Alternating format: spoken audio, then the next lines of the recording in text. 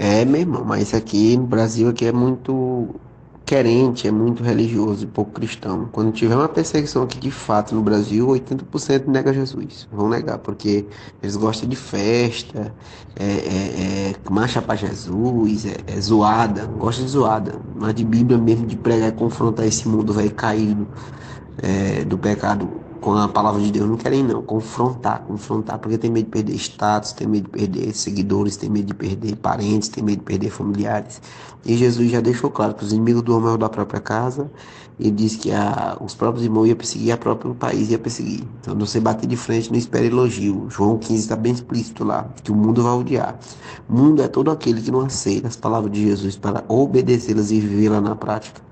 E as palavras de Jesus estão tudo escrito no Novo Testamento. Então a maioria quer um antigo, mas não querem um novo. Porque querem tapar o sol com a peneira. E nem o antigo não querem, porque se fosse de verdade, liam todas as passagens, postavam todas as passagens. Geralmente só querem retalhos da Bíblia. Mas Jesus está vendo, entendeu? Então, para permanecer em Cristo, só vai permanecer quem tiver selado com o Espírito Santo. Quem não tiver, quem creu de verdade recebeu o Espírito Santo, como diz Efésios, capítulo 1, verso 13 e 14. E quem não tem o Espírito de Cristo não é dele, como ele disse em Romanos 8, verso 9.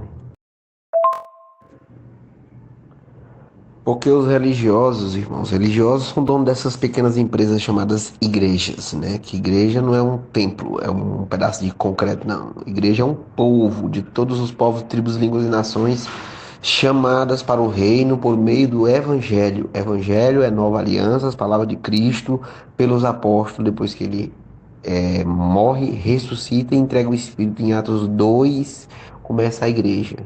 Em Roma e por diante vai se pregando as cartas pastorais por meio dos apóstolos. Inclusive, Paulo foi o maior perseguidor. E ele ensina as pessoas a saírem da lei judaica.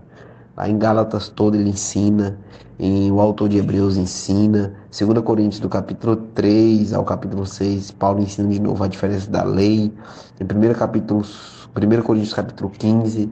Então as pessoas estão querendo a graça, ser salvo pela graça, mas querendo obedecer à lei, ir no monte, ir no templo, e jejuar, fazer campanha, e não existe mais isso. É graça, a salvação é pela graça de Cristo. Acabou-se. Você agora só vai trabalhar por gratidão a Ele. Trabalhar, servir ao próximo. Quem é o próximo? Qualquer um que eu puder exercer misericórdia. É Lucas 10, do 25 ao 37. Está ensinando quem é o próximo. É qualquer um que eu possa exercer misericórdia e ajudar. É. Amar é o mandamento. É o mandamento, novo mandamento. É João 13, verso 34 e 35. Amar. E só ama quem tem o Espírito, porque o fruto do Espírito é amor, como diz Gálatas 5, do verso 22 ao 26. E se o fruto do Espírito é amor, para receber o Espírito, tem que crer no Evangelho, como está escrito em Efésios capítulo 1, verso 13 e 14. Se não crê no Evangelho, não recebe o Espírito. Se não recebe o Espírito, logo não é de Cristo, como diz Romanos capítulo 8, verso 9. E nós sabemos que o Espírito, Deus é Espírito, como diz João capítulo 4, verso 24. E nós sabemos que Jesus é o verbo, palavra, como diz João capítulo 1, verso 1. E então Jesus diz lá em João 14, do verso 23 e 24, quem guarda os mandamentos dele, nova aliança, permanece nele, e ele e o pai dele farão morada na pessoa, fazer morada, ficar dentro da pessoa, entra e sela pela palavra. Ele diz que quem não guarda as palavras dele não ama ele, e a palavra dele não é dele, é do pai dele. E em João 15, 10 ele diz a mesma coisa. Permaneçam no meu amor, se vocês permanecerem nas minhas palavras, permanecerão no meu amor, assim como eu permaneci na palavra do meu pai, no seu amor permaneça. Ou seja, Jesus cumpriu a antiga aliança para nós cumprir a nova, debaixo do sangue dele, com o Espírito. Em nome de Jesus, amém. Na verdade, irmão, a igreja primitiva não tinha templo. Se você for analisar lá na história de Atos, não tinha templo. Eles entravam nos templos que já estavam construídos, templo judaico. As pessoas também tinham umas casas com grandes cenáculos em cima. No segundo andar era um salãozão. Então não tinha templo, né? Tinha as casas, porque naquele tempo a igreja estava em perseguição. E aí, quando alguém dava alguma oferta voluntária, Paulo levava para a igreja de Jerusalém, porque em Jerusalém ainda estava erguido o templo de Jerusalém, ainda estava em pé.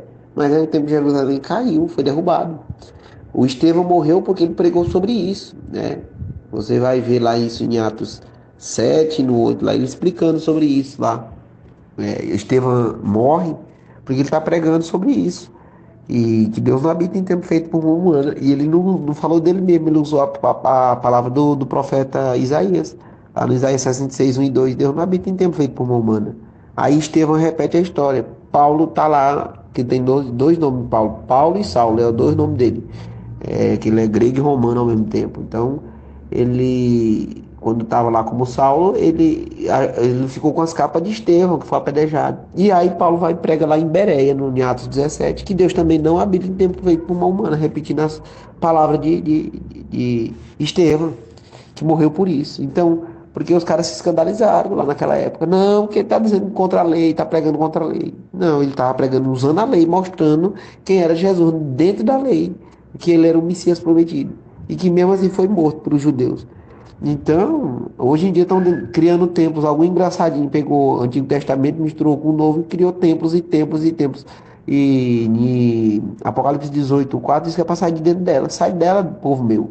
Igreja não é dentro, é fora. E de ir pregar a toda criatura, vocês receberam de graça, daí de graça. Nem isso não estão usando do Antigo Testamento, que é Jesus cumprindo a lei lá de Mateus 10, do verso 6 ao 8. Não estão usando, porque não estão fazendo id. Estão fazendo um vinde, chamando as ovelhas para dentro de um quadrado para arrancar o couro delas. A oferta é dízimo, é isso, é vender CD. Virou casa de negócio de novo. Se Jesus estivesse aqui, ele ia meter o chicote de novo. Não fazer da casa do meu pai com ventiladores e salteadores, né? Porque eles estão vendendo tudo dentro do templo. Vende tudo. Vende tudo, tudo, tudo. Inclusive os irmãos, né? Então, tá feio o negócio. Jesus tem que voltar logo, senão o negócio fica feio.